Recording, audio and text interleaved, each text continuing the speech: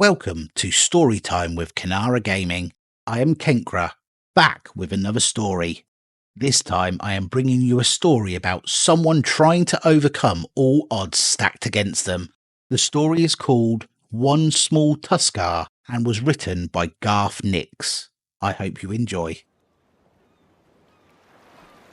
Is that all your catch? Asked Unaka. The young Tuskarr carried a huge emperor salmon himself. The heavy fish balanced across his broad shoulders. It had been expertly speared behind the head.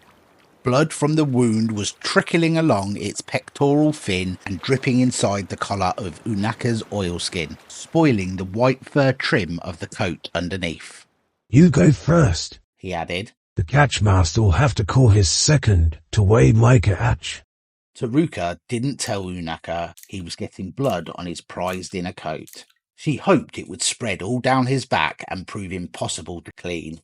He was always trying to belittle her, perhaps because she was the smallest Kaluak, as the Tuskarr called themselves, who had taken on the demanding task of fishing, central to both family and clan life. Unaka had been born the same day under the same constellation as Taruka, though they could not be less alike. Unaka was set on making a name for himself, and Taruka was struggling to be seen at all. She stepped forward and lifted her own string of spotted yellowtail onto the block of ice carved that morning to hold the day's count. Taruka had caught 7 fish, but even altogether they would not add up to 1/4 of Unaka's huge salmon.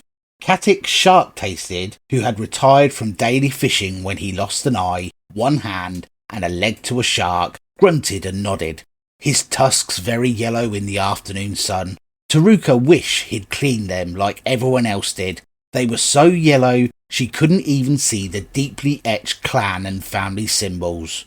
The catchmaster lifted the string of fish to expertly assess the total weight and laid it back down on the ice before selecting the cord in Taruka's colours: blue, blue, green, red, yellow. From the 3 dozen on his counting staff, 1 for each of the active fishers in the clan, he tied a single knot in the bright multicolour cord, a record of her day's catch, adding to the 3 that were already there.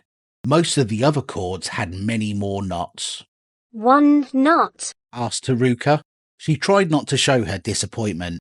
The Tuskarr shared food equally, but a catch above the basic requirements earned knots, which could be traded within the clan for luxuries and new tools or weapons, or exchanged for coins if they needed to trade beyond their own small group of families. She was aiming to earn 5 knots, which would be enough to get a bolt of kite silk for her sister, Unka, from the old hoarder, Warak.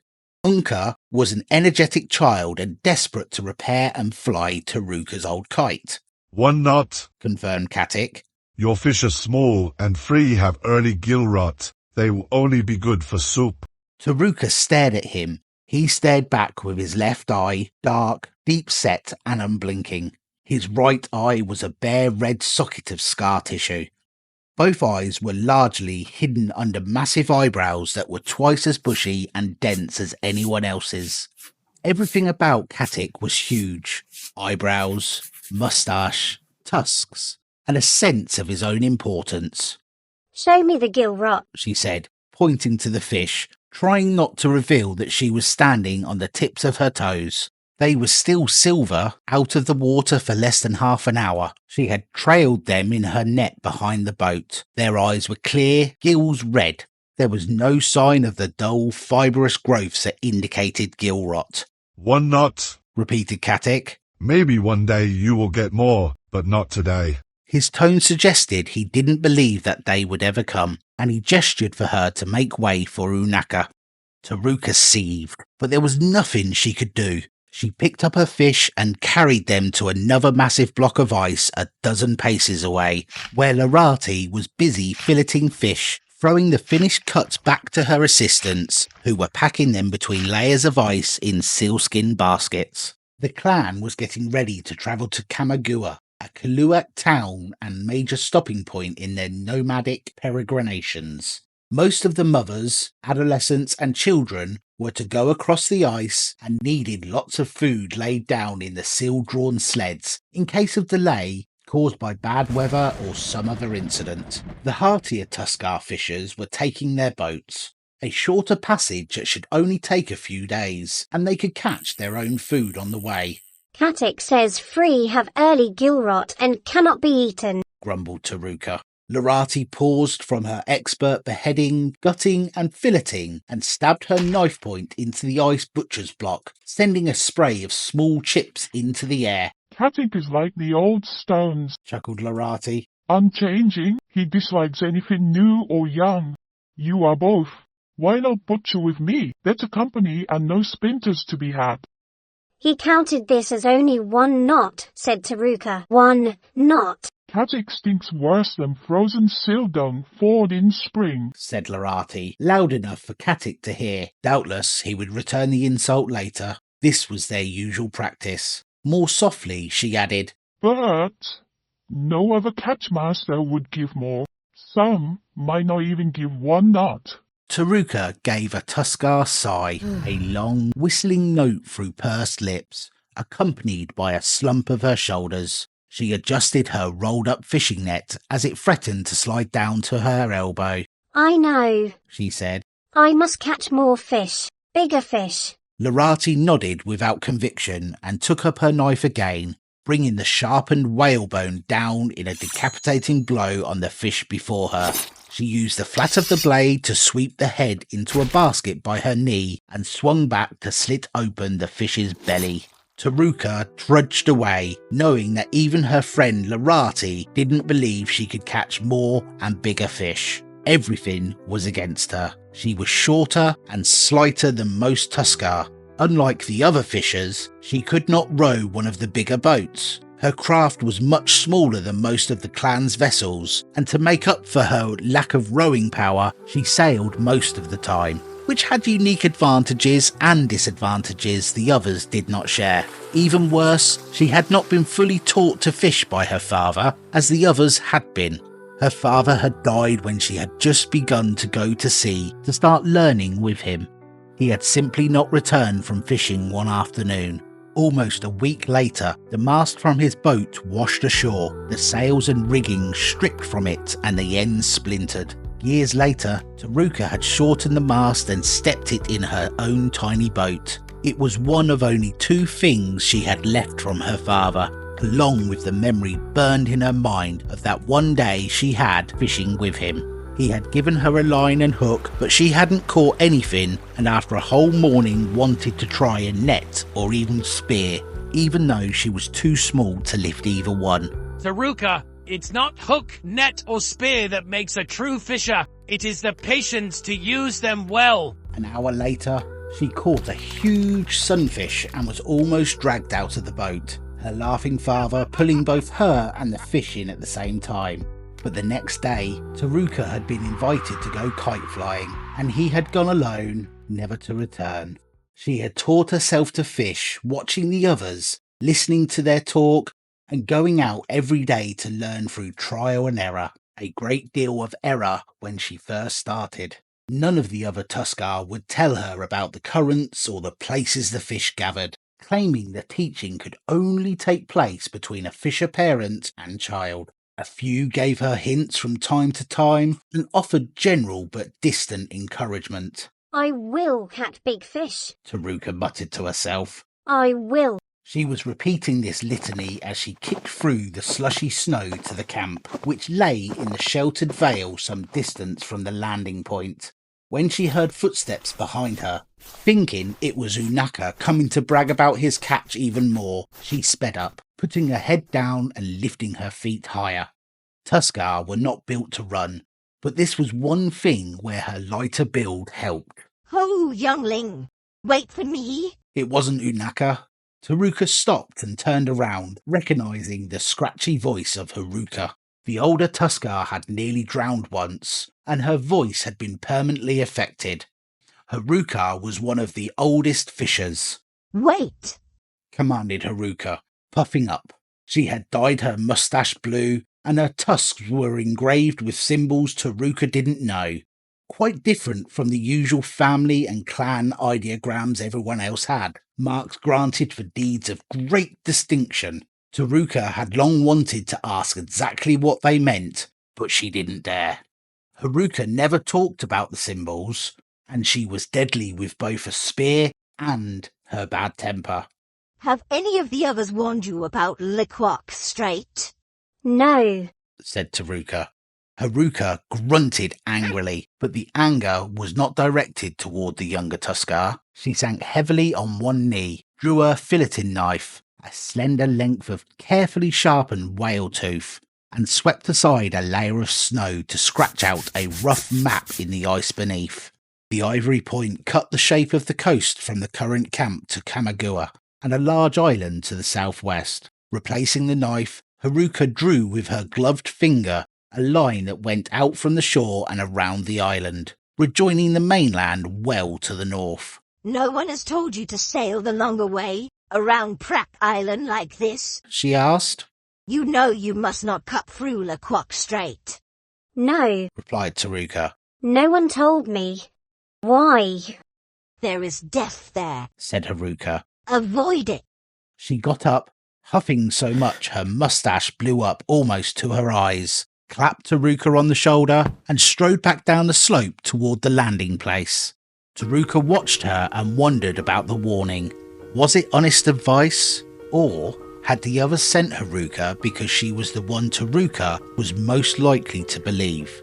The more she thought about it, the more suspicious she became. It was likely the best fishing was in Liquoc Strait, and the others would arrive in Kamagua with their boats full to the gunwales with fresh fish, and at least a day earlier than her as well. They didn't want competition, even from one small Tuskarr. I'll show them, whispered Taruka. I will catch more fish, bigger fish than anyone. Dinner with Taruka's mother and sister was, as had happened all too often recently, not a happy occasion. Unka sulked because she was disappointed not to get the kite silk, and Makusha hardly ate before she returned expertly embroidering an undershirt, leaning close to make best use of the light from the whale oil lamp. Though she didn't say anything, she didn't have to. Her body language was clear. It took longer to earn knots from doing fine embroidery. In a week or so, the undershirt would be finished, and it would fetch enough to get Unka the kite silk.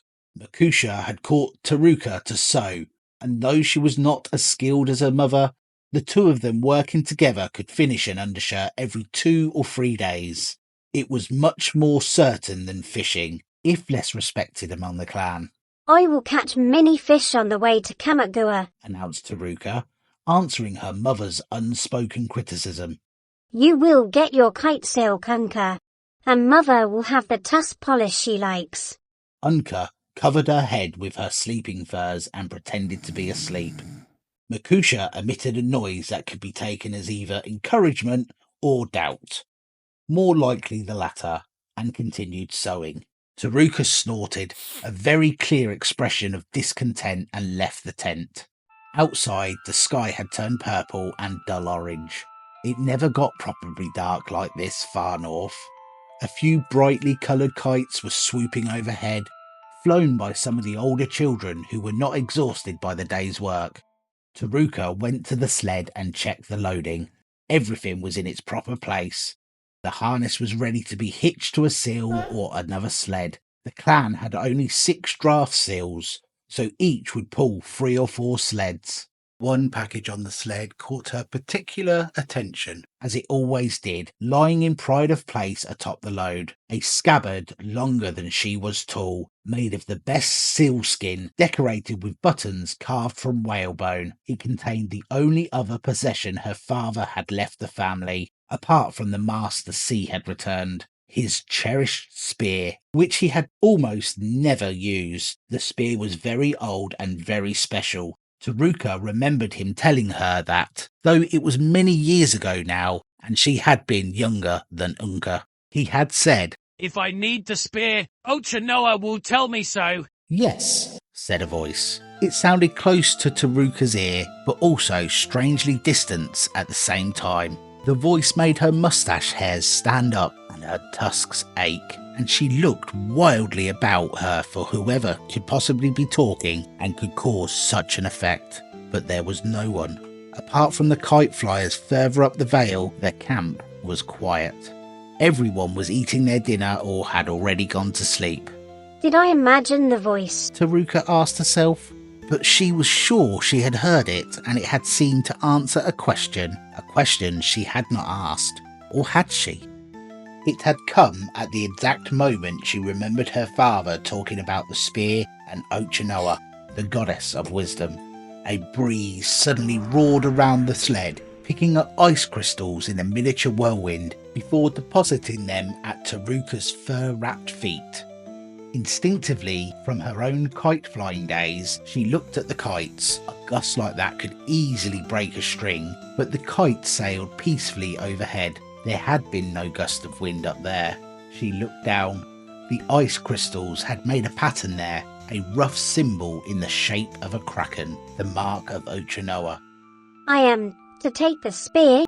Asked Taruka in a very small voice. She felt like she was a babe again, asking for a sweet cake.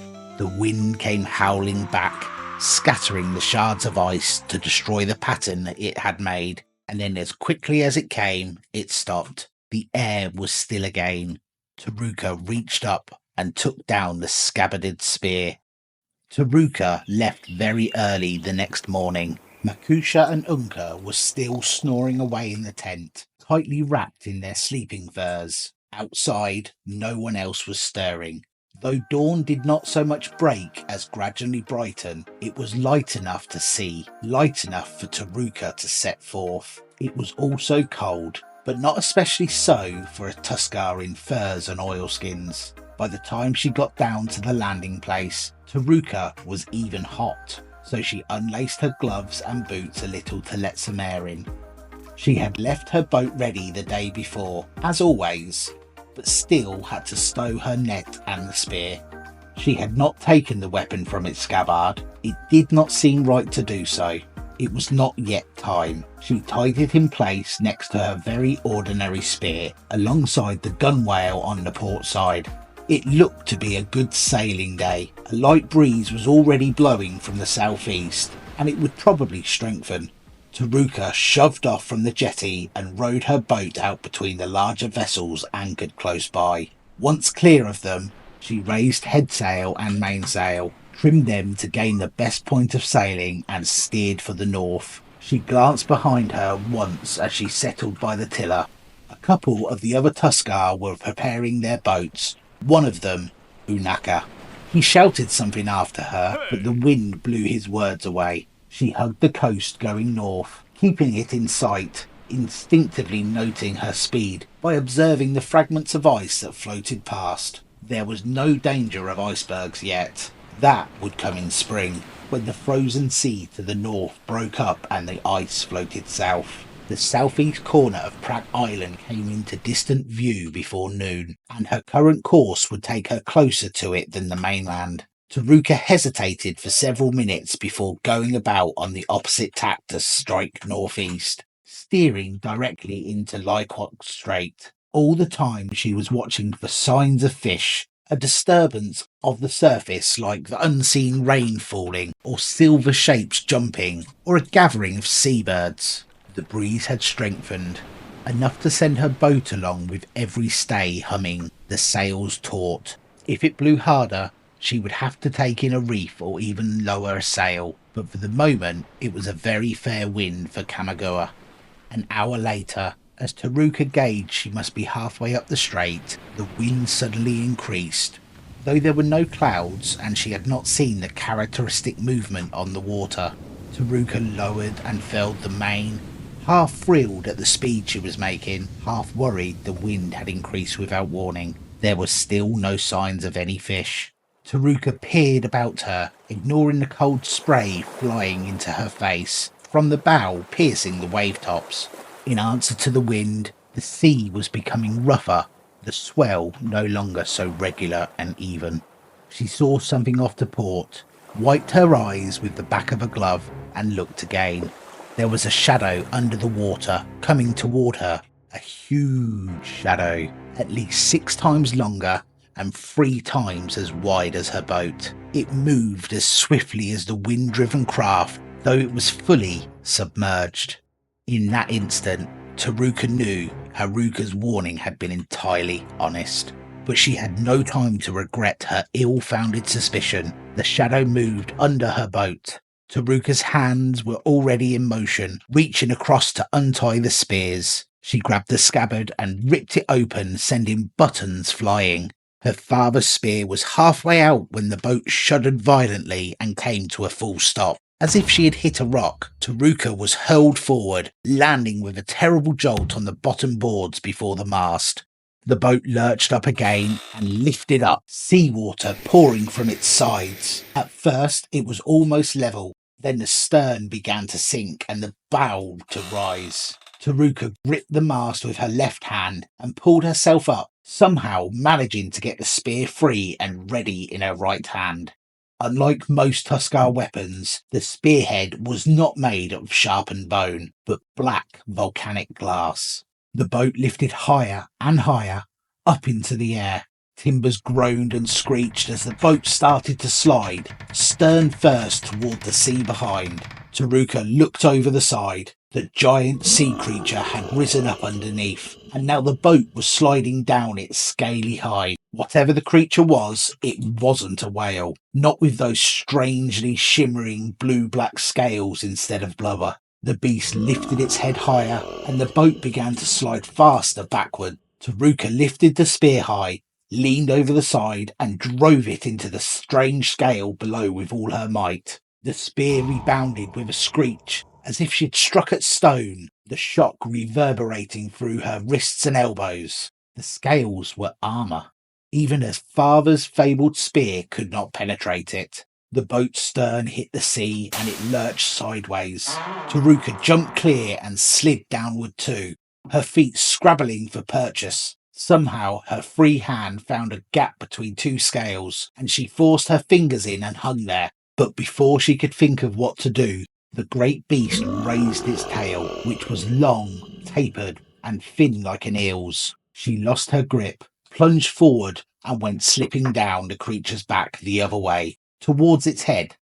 Heavy rain drenched her, or what seemed like rain, till she saw it came from the huge plume of spray jetting from the creature's blowhole. This was in the centre of its head like a whale's spout, but unlike a whale's, it stuck out like a carbuncle, a volcano-shaped excrescence of the same shimmering blue-black armoured scales. Its head was framed by fins that fanned out, barbs protruding from the ends. The creature's eyes were higher on the head than a whale's would be too, and facing forward, almost like a stargazer, a manta the Tuskarr occasionally caught on a deep line. But the eyes were not like any fish or whale Taruka had ever seen. They more closely resembled a seagull's eyes, made huge, red-rimmed and yellow, but even then there was a difference, because the pupils were vertical bars of hard darkness, not round and soft at all. When she saw the eyes, Taruka stopped trying to arrest her slide. She rolled over on her stomach, locked the spear under her elbow, and pushed with her feet, changing direction so she slid straight toward the eye she was already mostly in line with, the left eye. The blowhole plume subsided and the strange rain ceased. Taruka screamed in frustration as the creature raised its head again and her forward motion slowed. She pushed frantically with her feet and clawed at the scales ahead with her free hand, knowing it was useless. Without a long slide, she would never... Suddenly, the beast began to dive, its head down and tail up. Taruka was flung forward again as the sea rushed up to swallow her. For reasons she couldn't place, her father's wisdom echoed in her mind. It's not hook, net, or spear that makes a true fisher. It is the patience to use them well. She waited until the second before she hit the waves and lost all momentum. Then, with her fast sliding weight behind it, her father's spear struck true, piercing the creature's eye, and sank in all the way to where she gripped the haft. Blood erupted from the wound like a geyser, even as a wave swept Taruka away. She lost her hold on the spear, which was anchored in the monster, sunk deep into its brain. The creature disappeared beneath the surface, its dive already in motion, the massive body continuing for a little while longer, not knowing it was dead. Taruka went under too, sucked down in the backwash, but she was a Tuskarr.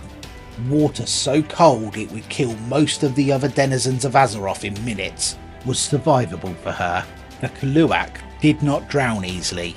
She kicked toward the surface, at the same time struggling out of her oilskin coat. She emerged on the crest of a wave, spitting seawater and gulping air before drawing up her legs to remove her boots.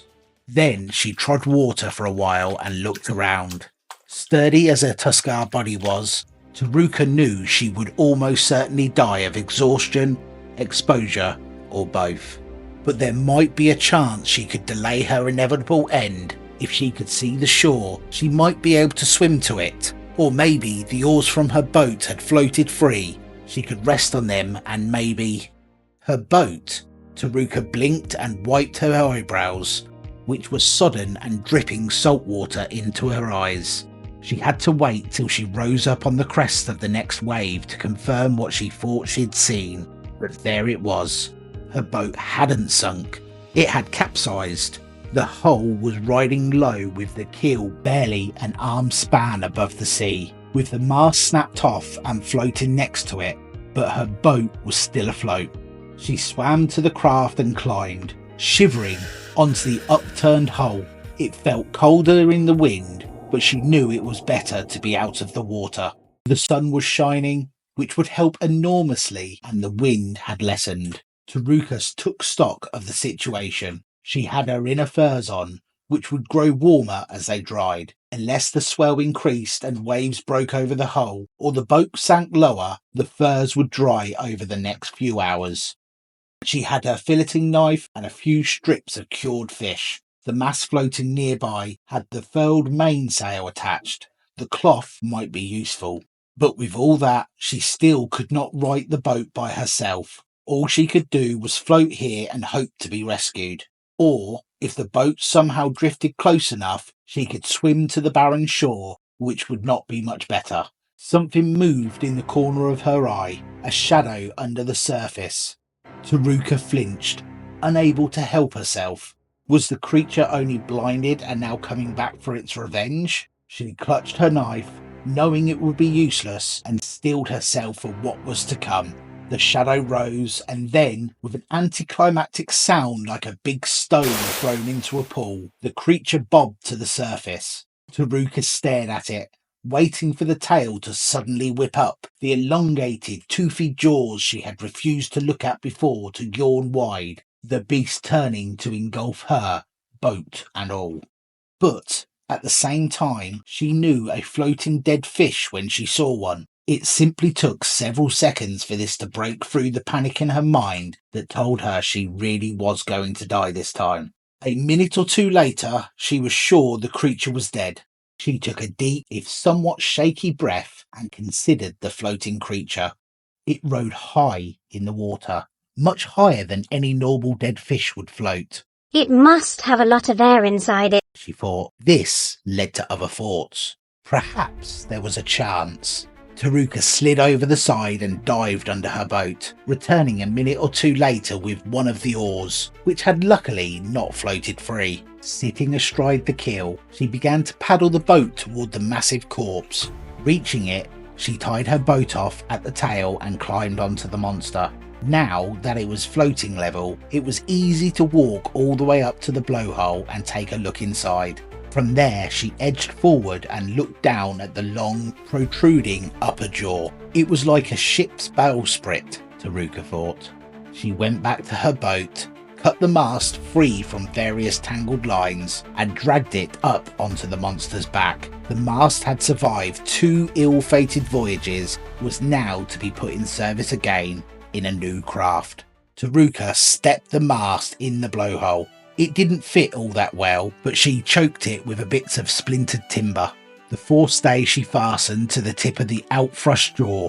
This took a little swimming, but she somehow felt the cold less now that she had a plan and could leave her furs to stay dry up high by the blowhole. More swimming was required to wind the backstay around the eel-like tail. The butt of her father's spear, lodged too deeply for her to pull out, made an admirable peg for one of the shrouds, and she found that loose scales could be pried up to serve as cleats for the others. It was by no means a perfect rigging, but when Taruka hoisted the mainsail, her new vessel moved with the wind behind it, albeit slowly. She found it could be very roughly steered by moving her old upturned boat from one side of the tail to the other and by carefully trimming of the sail. Better still, she salvaged her net from the old boat, and with scavengers trailing the dead beast and predators targeting the scavengers, she caught many fish, enough to feed her, and she drank their blood so that the 3-day voyage northward did not end with her starved and thirsty and beaten down. It ended in triumph, even if she did have to be towed the last few hundred yards into Kamagua Harbour, the wind having shifted enough to make the matter tedious. Everyone wanted to help, so her strange vessel that was also her catch was towed by boats from many different clans and by the kayaks of the children. Scores of kites were flown from the shore overhead to indicate to those far away that something great and wonderful was taking place. Onaka was one of the people who wanted to help with the tow. Taruka allowed this and did not boast to him about her catch. He watched very quietly from his boat, with an expression on his face she'd never seen before. Then, just loud enough for her to hear, Onaka said, "That is a very good catch." The catch masters of all the clans who had gathered in Kamagua were waiting along the jetty. Behind them were dozens and dozens of Tuskarr, all come to see a fable come to life. Taruka saw Makusha and Unka and waved. Everyone waved back. Taruka lifted a foot onto the blowhole rim and climbed up, holding the mast. She looked down at the catchmasters, singling out Katik. He looked smaller, somehow. "So, Katik, Proclaimed Taruka Beastkiller, as she was already being called. I do not think whatever this is has gills or gill rot. How many knots for my catch?"